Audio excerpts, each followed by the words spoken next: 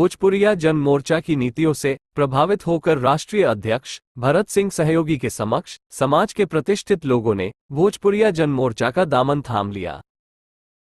उसमें कुछ कमी हुई थी भ्रष्टाचार का, लेकिन आपने भ्रष्टाचार को बढ़ा दिया संस्था को देकर। आज टेबल कुर्सी भ्रष्टाचार में नहीं आता है। स्कूल में 4,000 का चीज 8,000 में मिल रहा है। टेबल कुर्सी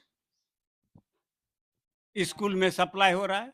ये सब बहुत सी बात है जिसके खिलाफ आवाज उठाना होगा।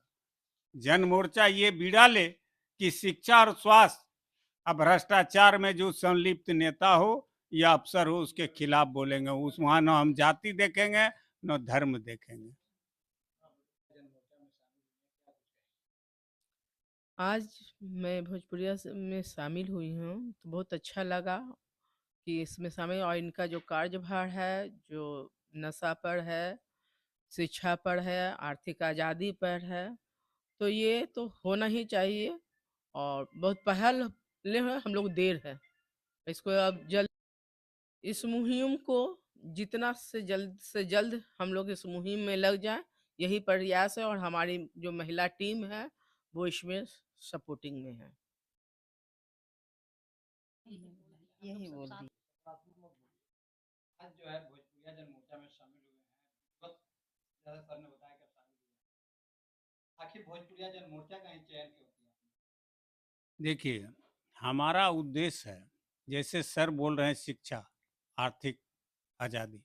आर्थिक आज़ादी में सुधार की बात सही है, लेकिन आज हमारे ऊपर कितना कर्जा है। आर्थिक आज़ादी हमको कैसे मिलेगा? नहीं मिल पाएगा। न्यूट्रल बात हम बोलते हैं। 54,000 से 2,60,000 हमारे ऊपर कर्जा हो गया। 10 साल में हमारे ऊपर 2,04,000 कर्जा बढ़ गया। 6,000 क्यों बढ़ गया? हम जाति धर्म से ऊपर जब तक नहीं उठेंगे हमारा कल्याण नहीं होगा। शिक्षा और स्वास्थ्य मेन है। सारे सरकारी वेतनभोगी जनप्रतिनिधि, वह वार्ड का सदस्य हो या लोकसभा का सदस्य हो, जब तक नीति स्पष्ट नहीं करेगा, संविधान में संशोधन कर ले कि वेतनभोगी सरकारी खजाने का वह सरकारी अस्पताल में इलाज कराएगा और सरकारी स्कूल में बच्चे को पढ़ाएगा, उस दिन देश मेरा भारत सोने का चिड़िया बन सकता है। आज जितने आईएएस आईपीएस है पूरे देश का बात करते हैं, सब भ्रष्टाचार में लिप्त है और सब नेता ही बचाता है भ्रष्टाचारी को। आज 11 गो आईएएस है जिसका कि अथी में साउथ अफ्रीका में डायमंड का पहाड़ लिया गया है लीज पर, जिस पर आपके भी चैनल पर हम बोले थे पहले कि ये भ्रष्टाचारी ईडी कहाँ मर गया, सीबीआई कहाँ मर गया, मुख्यमंत्री कहाँ मर गया, प्रधानमंत्री कहाँ मर गया। ईडी का नोटिस हो चुका है, उस पर कार्रवाई क्यों नहीं? वैसे पदाधिकारी को पद पर बने रहने का हक है? नहीं है। और शराबबंदी का बात करते हैं, कानून में कुछ कमी नहीं है। कानून एक बड़ा कानून ले आए हुए, जिस एसपी के जिला में शराब एक बूंद पकड़ा जाए उस एसपी का सस्पेंशन ऑर्डर लिखा जाए तुरंत, उसी समय शराबबंदी सही समाप्त होगा। जब तक एसपी और कलेक्टर पर कार्रवाई नहीं होता है शराबबंदी में, उस पर गाज गिरेगा, शराबबंदी बंद हो गया। और जब तक ऐसा नहीं होगा, शराबबंदी कितनों कड़ा कानून बनाते जाइए वो नहीं। सर ने एक सही बोला कि संशोधन किया कि शराब पीने वाले को फाइन दे के छोड़ा। क्यों? वह भी किसी वीआईपी का बच्चा था, मुझे मालूम है, और अच्छे पदों पर रहने वाले बच्चा था, सरकारी मुलाजिम था, उसके बच्चे थे, वो शराब में पकड़ा गया। तो आप कानून में संशोधन किए बड़का के लिए ना, छोटका के लिए नहीं किए हैं। मिल गया उसको भी सहयोग, लेकिन किए तो बड़का के लिए। तो आप संशोधन क्या करते हैं? ये क्यों नहीं करते हैं शराबबंदी में कि डायरेक्ट एसपी या कलेक्टर को निलंबित कर दें उस समय, जब तक उसकी जांच पूरी नहीं हो जाए। और थाना का तो स्टाफ को अली सबको सस्पेंड कर दिया जाए। वह जिस मोहल्ला में शराब मिले, एक बूंद शराब मिलता है तो सस्पेंशन ऑर्डर, बहुत अच्छा।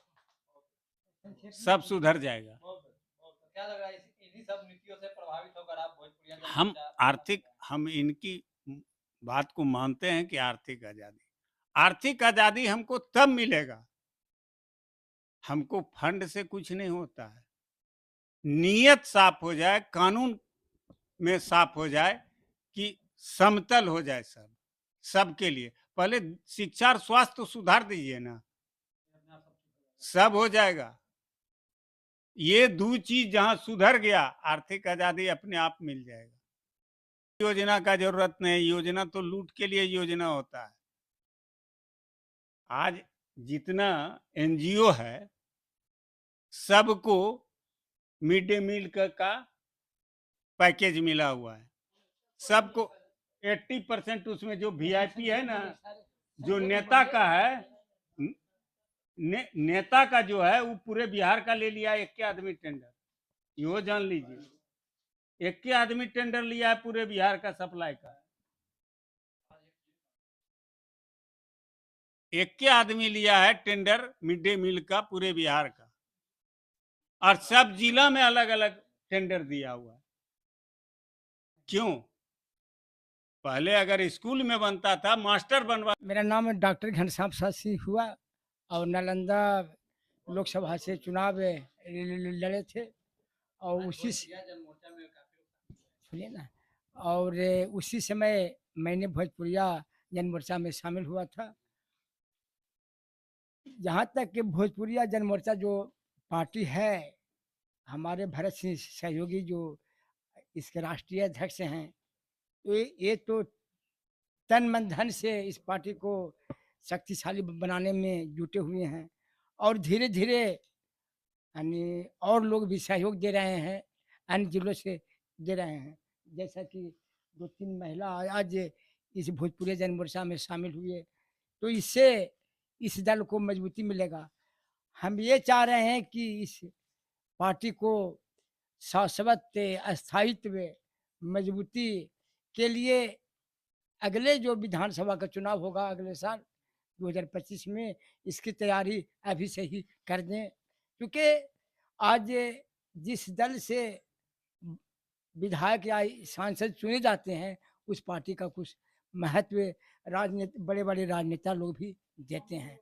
तो भरत सिंह सहयोगी जी का अगर इस दल से आगामी विधानसभा में अनशोक विधायक बन जाते हैं तो इनकी बोलबाला बहुत ज़्यादा हो जाएगा। तो हम यही कहना चाहेंगे कि यानी भोजपुरी जन मोर्चा का जो है मजबूती और विस्तारीकरण के लिए हम लोग एकजुट होंगे भरत सिंह सहयोगी के नेतृत्व में, और यही सबसे बड़ा अहम लक्ष्य हम लोगों का होना चाहिए।